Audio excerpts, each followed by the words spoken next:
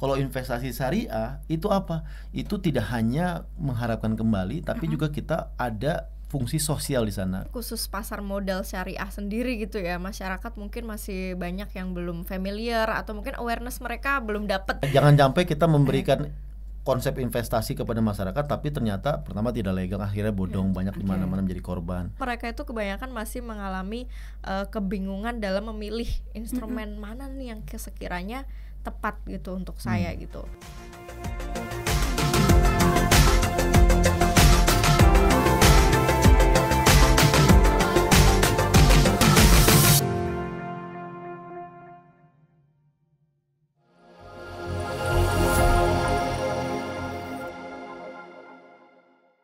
Assalamualaikum warahmatullahi wabarakatuh. Hai Sobat Keuangan Syariah semuanya, apa kabar hari ini?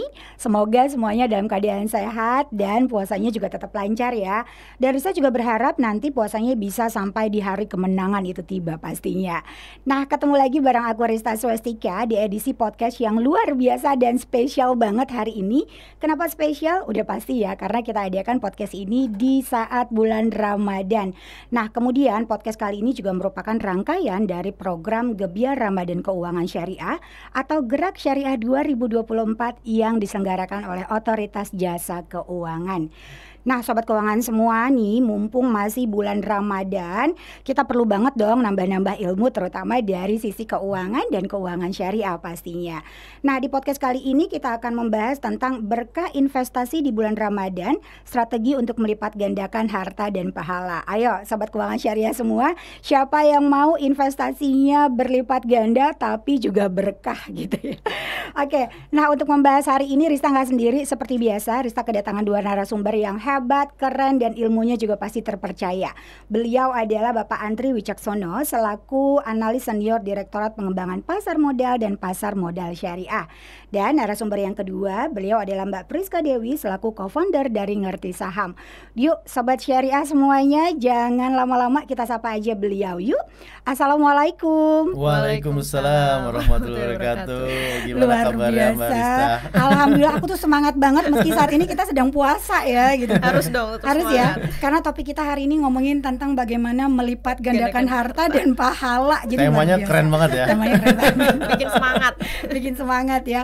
Oke, Mas Andri, apa kabar? Kemudian kegiatan bulan Ramadan ini ngapain aja? Masih lemah, letih, lesu atau masih semangat Kayaknya mengedukasi? udah nggak ada waktu untuk lemah letih lesu, Mbak.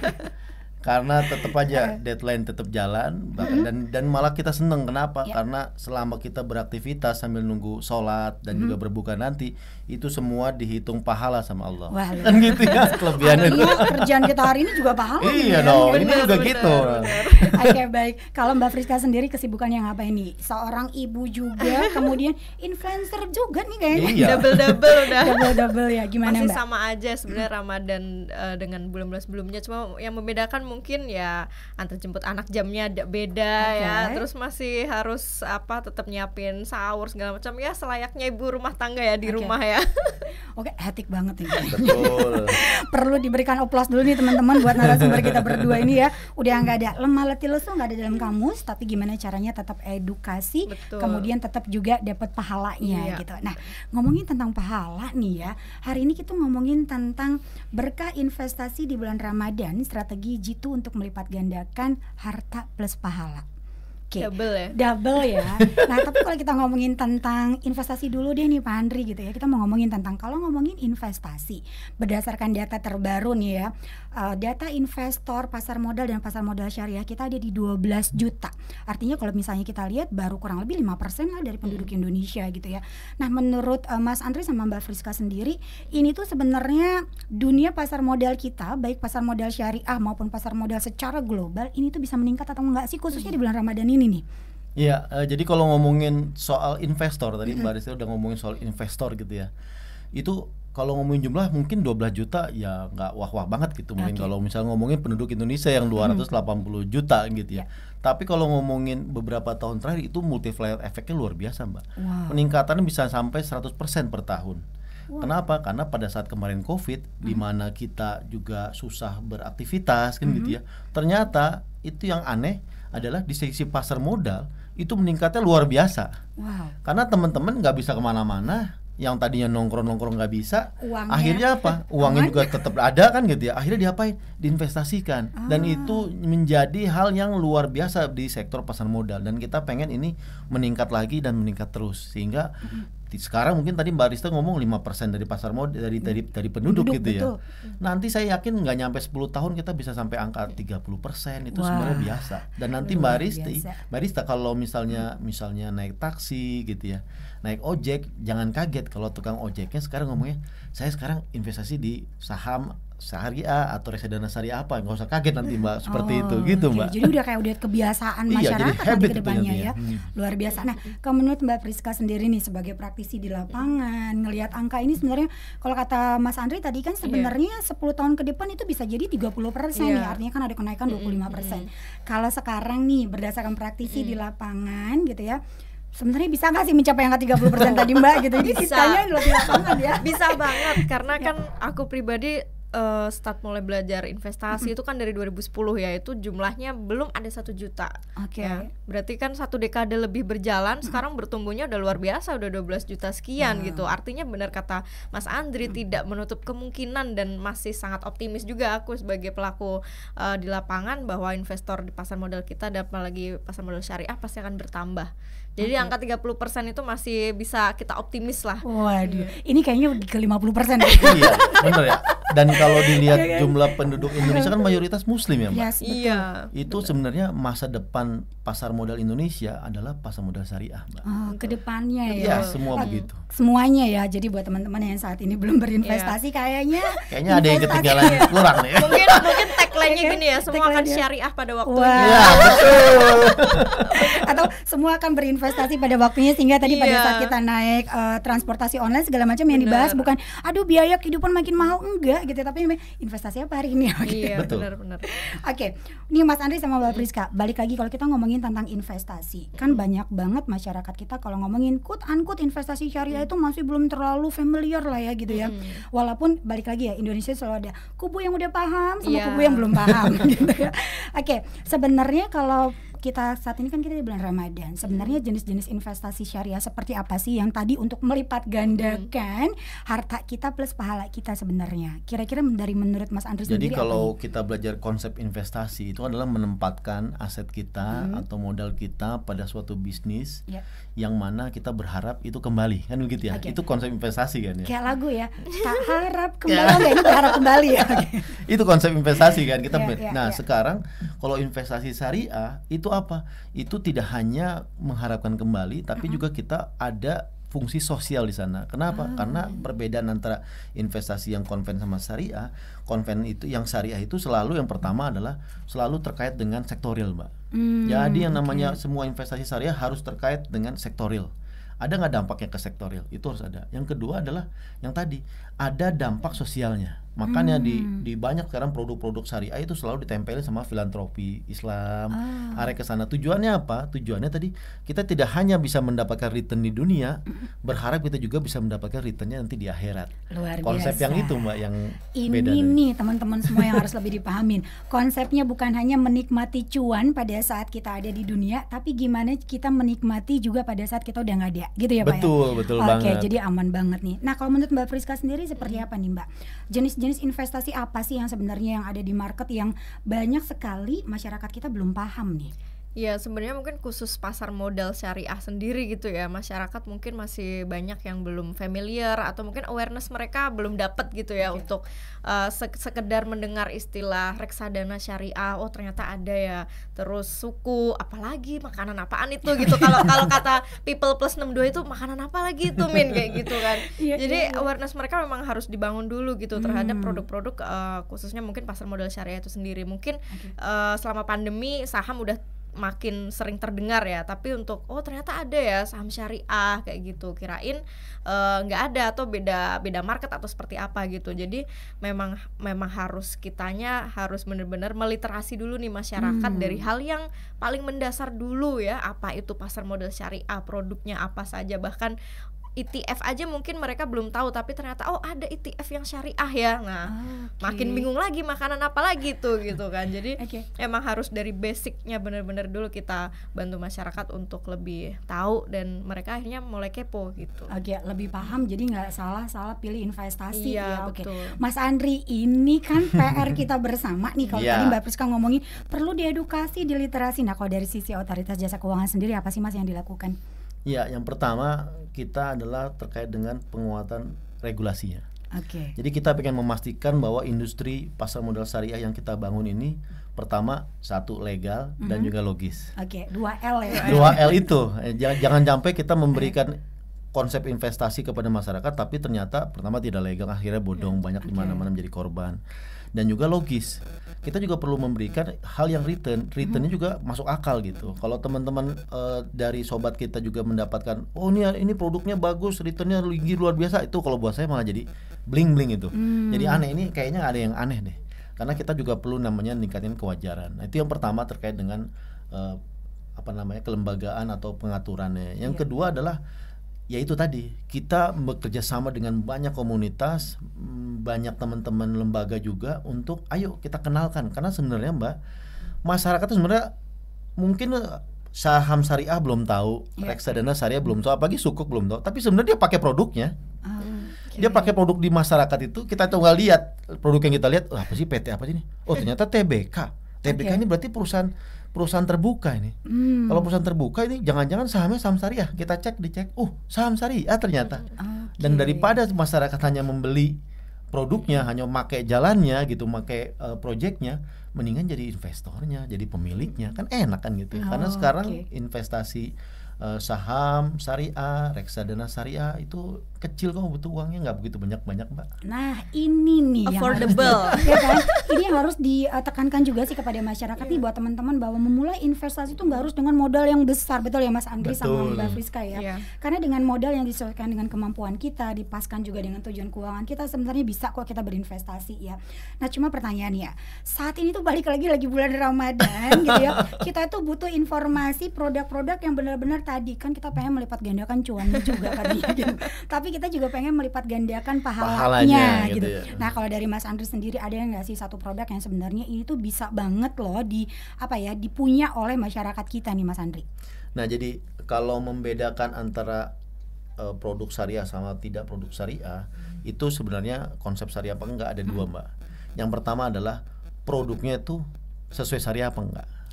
Bertentangan nggak prinsip syariah. Yang kedua adalah cara bertransaksinya itu sesuai dengan syariah apa tidak. Jadi bisa jadi produknya ini halal, tapi cara jualnya nggak bener, nggak boleh. Itu yang perlu diatur. Makanya di dalam pasar modal itu ada yang namanya konsep platform, ada misalnya kalau saham syariah ada namanya sistem online trading syariah. Jadi cara membelinya juga diatur sesuai syariah, produk yang dibeli juga sesuai syariah. Nah itu kalau ngomongin produk banyak Mbak, ada saham syariah, kemudian ada reksadana syariah, ada sukuk kan gitu, sukuk juga dibagi-bagi, ada sukuk yang dibuat oleh corporate, ada juga sukuk yang dibuat oleh negara. Kalau ada yang terkait dengan, dan itu semua terlinkage dengan yang namanya filantropi Mbak. Di saham misalnya, saham syariah itu dikaitkan sama yang namanya wakaf saham. Jadi kita bisa membeli saham dan sekaligus berwakaf. Apa nggak enak itu ya?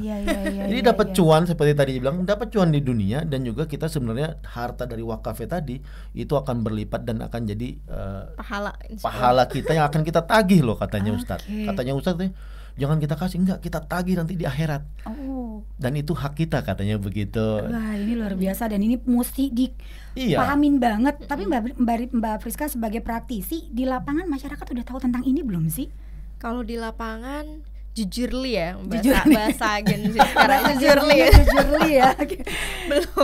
belum mungkin 1-2 yang pernah denger ya karena itu tadi boro-boro ke wakaf saham ya, produk basicnya aja mereka mungkin masih belum begitu paham. Jadi mungkin ekspresinya seperti Mbak Resti tadi ya, wah wakaf saham ada ternyata ya gitu. Yang pasti baru dengar pasti juga akan oh ternyata ada ya kayak gitu. Jadi masih sangat belum terdistribusi secara umum gitu ya, informasi terkait tadi wakaf saham itu. Oke, artinya orang itu masih baru tahu itu hanya reksadana, kemudian saham, sukuk, tapi ternyata tadi ada juga satu produk yang wakaf gitu kan ya. Oke, ini luar biasa, kayaknya aku mesti browsing kemudian cari produknya gitu ya. Oke, semakin menarik nih obrolan tentang investasi gitu ya. Tapi kan tadi dalam pemilihan instrumen kan tadi Mas Andri juga udah bilang gitu ya, harus yang benar sesuai dengan kaidah Islam gitu ya, mulai dari pembeliannya, transaksinya, kemudian bagaimana perusahaan-perusahaannya juga dari sisi laporan keuangan dan lain-lain gitu. Di luar ini ada lagi nggak sih yang diperlu ketahui oleh masyarakat kita gitu ya yang mau memulai berinvestasi khususnya di produk-produk syariah nih Mbak Friska? Kalau dari sisi praktisi, apalagi melihat banyak curhatan kayaknya banyak banget ya. Tiap hari tuh banyak sekali nerima DM curhatan. Mereka itu kebanyakan masih mengalami kebingungan dalam memilih instrumen mana nih yang sekiranya tepat gitu untuk saya gitu. Jadi mungkin bisa kita kaitkan dengan jenis profil risikonya seperti apa gitu ya. Apakah dia tipe yang agresif atau yang konservatif aja gitu. Biasanya kalau yang masih anak muda gitu ya, baru fresh graduate, income masih baru-baru ngerasain dapat income gitu, mereka mungkin lebih agresif gitu karena pengen cepet-cepet nih melipat gandakan harta yang udah dipunya gitu. Tapi kita bakal beda cerita kalau kita ngobrol mungkin dengan sepasang yang udah punya anak ya, biasanya mungkin lebih ke moderate atau konservatif karena buat nyiapin dana pendidikan atau dana pensiun atau yang lainnya. Jadi mungkin di awal memang kita harus tahu dulu risk profile kita seperti apa, tujuan investasinya itu mau untuk apa, baru nanti bisa lebih paling enggak tepat gitu milih jenis instrumennya. Karena beda cerita kita mau nyiapin sekedar buat tujuannya buat renovasi rumah nih tahun depan gitu, tapi langsung masukin semua misal di saham syariah gitu yang lebih volatile gitu kita libatnya. Jadi ya mungkin kurang cocok karena dengan risiko yang lebih besar mungkin nggak sepadan kayak gitu. Jadi harus tahu banget tujuan investasinya dulu untuk apa, baru bisa milih jenis instrumennya. Jangan sampai kebalik karena seringkali kan FOMO ya, kemakan FOMO nih teman-teman. FOMO milih dulu nih instrumennya, udah terlanjur beli, ternyata ini tujuannya mau buat dana nikahan gitu tahun depan, taunya nyangkut misal di saham syariah atau masih harus nunggu jatuh tempo misal kita beli suku kayak gitu. Jadi kan nggak bisa seperti itu. Jadi jangan sampai kebalik, tujuannya dulu, tahu profil risikonya, baru pilih jenisnya, baru jenis investasinya ya. Karena benar sih teman-teman semua, investasi itu seperti kendaraan. Jadi kendaraan setiap tujuan udah pasti berbeda, betul kata Mbak Friska tadi. Jangan sampai nikahnya besok kita kemudian masukin ke yang beresiko tinggi, ujung-ujungnya nggak nikah kan repot. Oke, tapi kalau menurut Mas Andri sendiri gitu ya, apa aja sih yang perlu diketahui oleh masyarakat untuk tips and triknya pada saat memilih produk-produk investasi tadi, Mas Andri? Ya, jadi yang pertama teman-teman harus tahu dirinya sendiri. Tadi Mbak Friska bilang kan profil risikonya apa sih? Baper nggak sih? Oke, baper. Atau jangan-jangan kalau minus, saya tuh kalau investasi minus 30% kok malah saya seneng ya? Karena apa? Karena saya seperti di mall ngelihat barang yang saya suka ternyata diskon 70%, saya malah datang bukan kabur, kan gitu ya. Kalau itu berarti dia sudah terbiasa dengan resiko. Tapi ada yang tadi saya tergerus 10%-nya nggak bisa tidur. Nah, itu jangan arah ke produk yang beresiko kan gitu. Nah, setelah tahu profil dirinya sendiri adalah ya belajar dulu. Apa? Karena instrumen itu ada masing-masing karakternya. Ada karakternya yang ngegas kayak mobil Ferrari gitu, kenceng kan gitu kan. Tapi kan mesinnya juga gede dan bisa rusak kan gitu. Ada yang santai-santai saja. Nah, itu kemudian dilihat saja. Dan yang paling utama adalah tahapan itu bisa dilakukan secara paralel. Jangan sampai satu-satu. Nanti nggak belajar. Kalau belajar terus nggak invest karena yang namanya investasi itu seperti berenang, Mbak. Jadi ada aja istilahnya. Seperti berenang, nyemplung ya, kita belajar teori berenang nih. Berenang napasnya begini. Kalau cuma belajarnya di meja sini nggak akan bisa berenang. Harus berenangnya di kolam renang. Langsung praktek. Iya, tapi jangan nyemplung ke yang dalam dulu. Yang 1 meter lah kan gitu. Sehingga apa? Sehingga kalau kita ngerasa agak kurang kuat bisa berdiri lagi gitu. Nah, itu sama. Jadi kita belajar investasi itu secara paralel. Belajarnya tapi investnya juga. Caranya dilakukan apa? Tinggal buka account. Datang ke bank boleh, kalau belum beli reksadana datang teman-teman ke lembaga keuangan atau ke sekuritas boleh juga. Dan modelnya sekarang nggak perlu datang ke kantor, Mbak. Model ini selesai. Model HP. Semua bayar online. Iya, tinggal daftar habis itu buka account, kemudian deposit uang, habis itu ya udah coba berinvestasi dan gak usah besar-besar dulu. Seperti itu yang perlu dilakukan. Dari sana nanti teman-teman pasti belajar sendiri. oh saya ini risk profile-nya kesini nih, nah ya berarti akan menyesuaikan produknya. Biasanya kayak gitu. Karena kalau kebanyakan belajar nggak praktek-praktek biasanya begitu tuh Mbak. Karena biasanya nih kalau kebanyakan belajar lupa Mas. Itu Jalan dia. di tempat ya jadi ya. Jalan di tempat ya, oke. Ini ada nge-share gini aman nggak ya? Ini beneran terdaftar OJK nggak ya? Itu banyak banget sebenarnya. Kita punya duit, kemudian mau investasi kemana? Nah, hati-hati. FOMO-nya teman-teman itu akhirnya menjebak teman-teman sendiri. Mbak Friska punya saham, punya reksadana, punya sukuk, itu sebenarnya bisa dicek di satu tempat, yaitu diakses. Namanya akses namanya Custodian Central Efek Indonesia. Kita berani untung ya berani rugi, itu aja prinsipnya. Dalam hal investasi kita udah paham resikonya, memang ada risiko potensi penurunan nilai investasinya.